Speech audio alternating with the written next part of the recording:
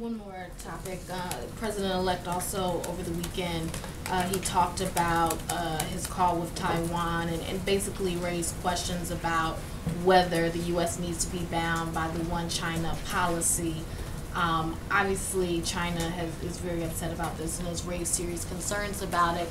I was wondering, you know, I know that the Obama administration is saying that the one China policy is still in effect and it's very important.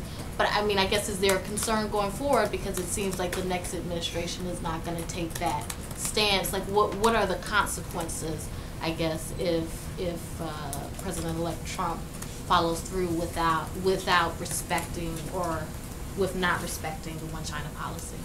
Well, the United States government, under the leadership of President Obama, has been and remains firmly committed to our one China policy. That's also the policy, by the way, that previous presidents in both parties have pursued. And our country has benefited from adherence to that policy. One reason that we have pursued that policy is because the Obama administration does not view Taiwan and our relationship with Taiwan as a bargaining chip. Taiwan is not a source of leverage. It's a close partner of the United States. Taiwan is the 9th largest trading partner of the United States. And bargaining that away is not something that this administration believes is in our best interest. And in fact,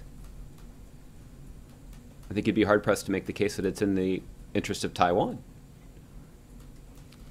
But what we have been able to do by pursuing that policy and adhering to that policy is to have a close partner in Taiwan and a constructive relationship with China, where we've been able to make important, even historic progress on climate change, and where we've unlocked cooperation on the Iran deal. We would not have succeeded in completing a diplomatic agreement to prevent Iran from obtaining a nuclear weapon without China's effective cooperation.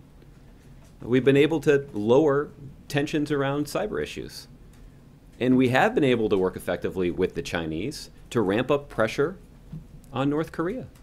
We certainly don't agree with the Chinese on everything, but where common ground does exist, we've been able to make progress in a way that benefits the American people and benefits the Chinese people, and when it comes to climate change, benefits the planet. That kind of progress is much more difficult if tensions are heightened around our one China policy. Okay, Justin.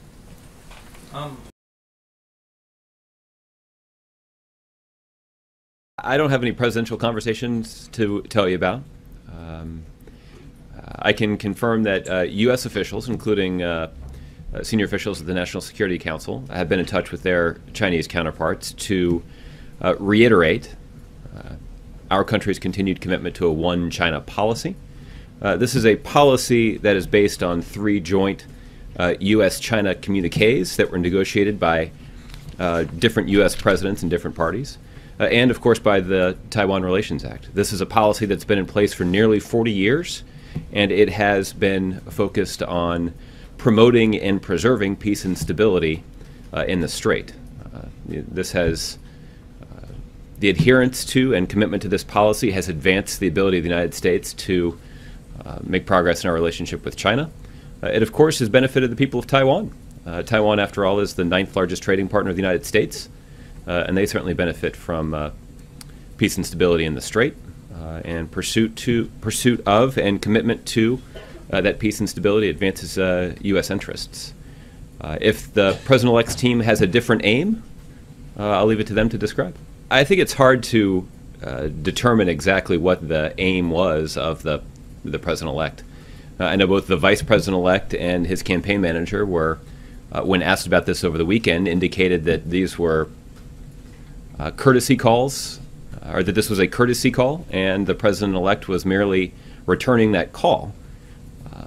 The Washington Post today tells a different story, with some Trump aides indicating that this was a long-planned call, and that this is part of a broader strategic effort. It's unclear exactly what the strategic effort is, what the aim of the strategic effort is, and it's unclear exactly what potential benefit could be experienced by the United States, China, or Taiwan. But I'll leave that to them to explain. You know, my understanding is that these, well, the facts are that these communiques were negotiated, one in 1972 by President Nixon, one in 1979 by President Carter, and one in 1982 by President Reagan. And those joint communiques have guided our approach to this region of the world. The Chinese government, Beijing, places an enormous priority on this situation, and it's a sensitive matter. And some of the progress that we have made in our relationship with China could be undermined by this issue flaring up.